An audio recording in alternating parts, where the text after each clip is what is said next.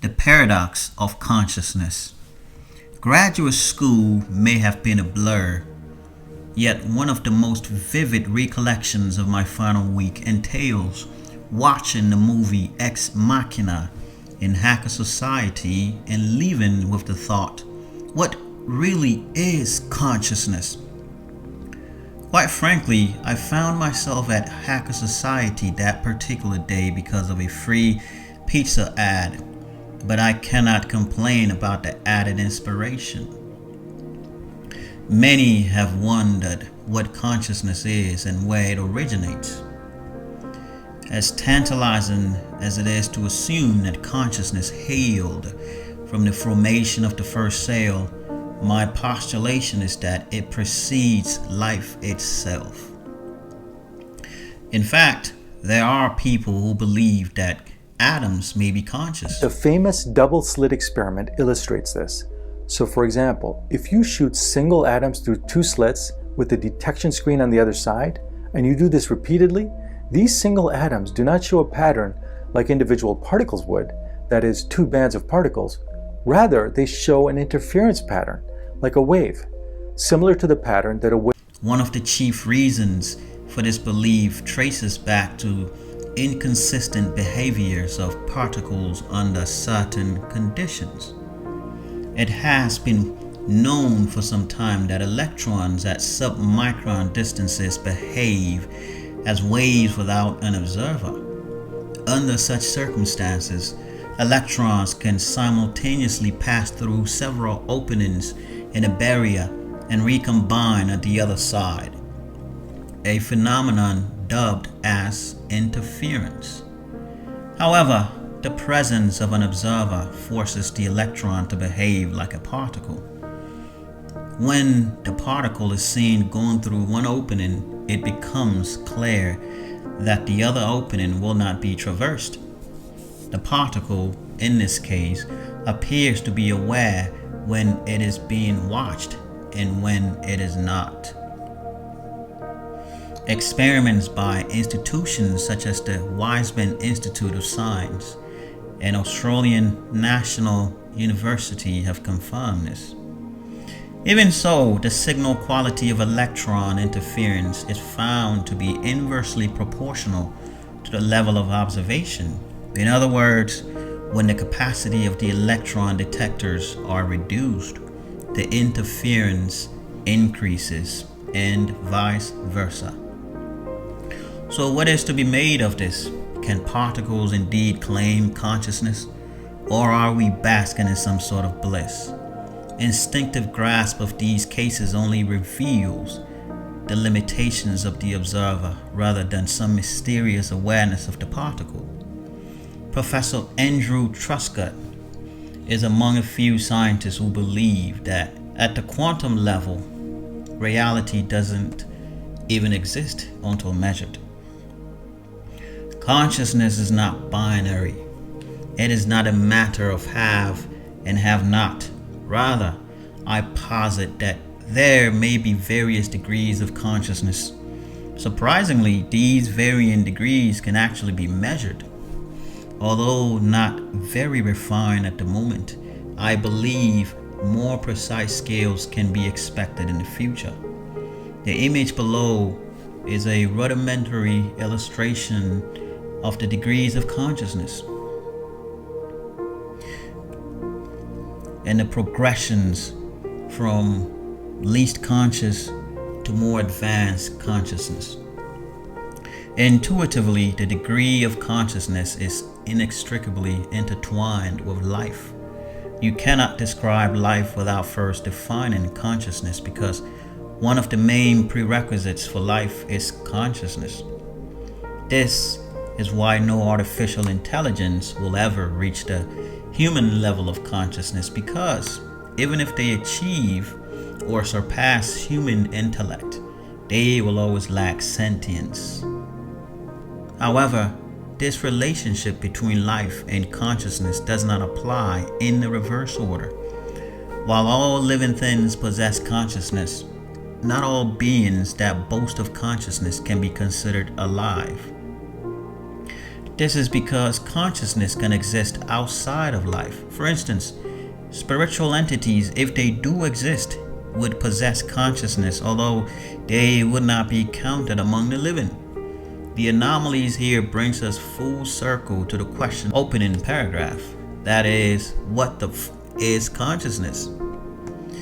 An explanation of consciousness demands some analysis of living things. Most of us can agree that animals are conscious in varying degrees. Human beings may be more sophisticated in these ranks for their ingenuity, communication, and morality, yet some animals are no stranger to a few of these qualities. Most of us have seen birds construct nests. That's a form of ingenuity. Additionally, we are aware that animals communicate among themselves, so we are not the only ones with this intricate design. Moreover, animals can express emotions in very similar ways as humans. Look up people scaring cat compilations on YouTube and you will know that consciousness without emotion is almost as good as dead. Various animals have even displayed logical reasoning in solving problems. Elephants can be taught to draw self-portraits with their trunks. While none of these animals can be seen stressing over quadratic equations on a Friday night, chimps can nonetheless perform various counting operations with 90% accuracy. Furthermore, who can confidently say that all animals lack morality? Perhaps someone could, but the critical limitation here is that we do not know everything we can possibly know about every animal to safely preclude them from morality. Although animals may not be able to contemplate morality in a logical sense known to humans, we have all seen extraordinary kindness from dogs, dolphins, tigers, and lions, a trait we have seen various wild animals repeatedly display to abandoned infants in the wild. A much more accurate response is to admit that we do not know whether animals possess morality or not. But what about awareness? There can be no coherent argument for consciousness without the musings of René Descartes. I think, therefore I am. Descartes asserted that the act of doubting reinforces one's existence. Awareness of existence can be considered as the ability to recognize one's place in the universe.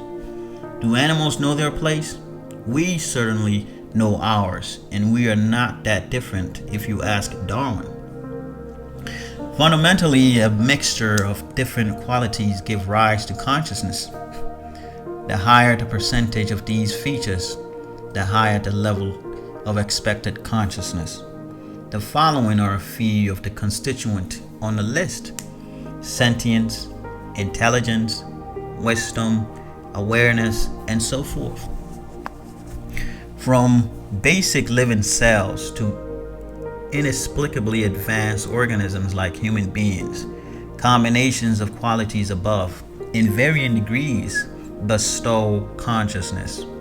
And if a supreme deity existed, his level would be on the far end of the consciousness spectrum, primarily for majestic qualities such as omnipotence, omniscience, and omnipresence. The highest level of consciousness would require the ability to know everything at all times.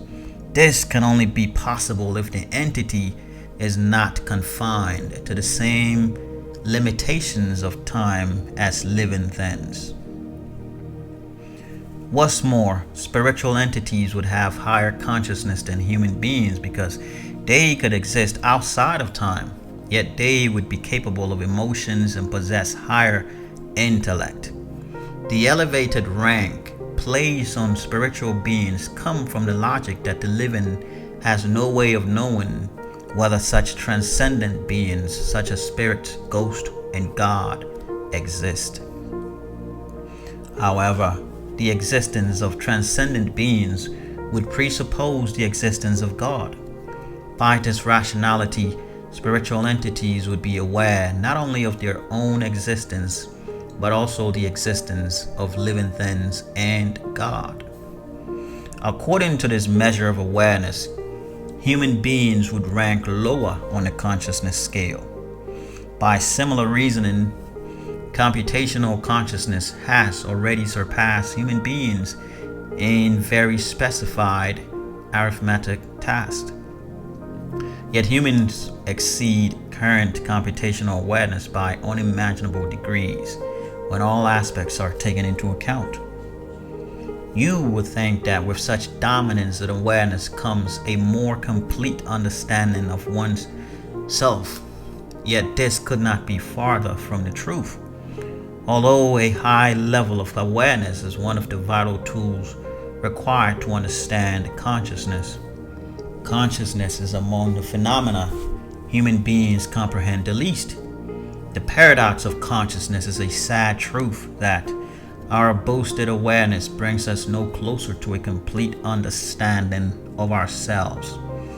It is almost as if the more aware we become, the more we are forced to confront our knowledge of the unknown. In the history of mankind, human beings have only managed to tap into less than 10% of their mental capacity. Perhaps the Greek philosopher Socrates may have been onto something when he concluded thousands of years ago that the more we know, the more we become aware of how little we know. What insights can you contribute to this consciousness discussion? Leave your comments in the comment section. Like, share, subscribe, and be on the lookout for videos and discourses like these. I do hope to see you next time. Thank you so much for watching, and until then, peace.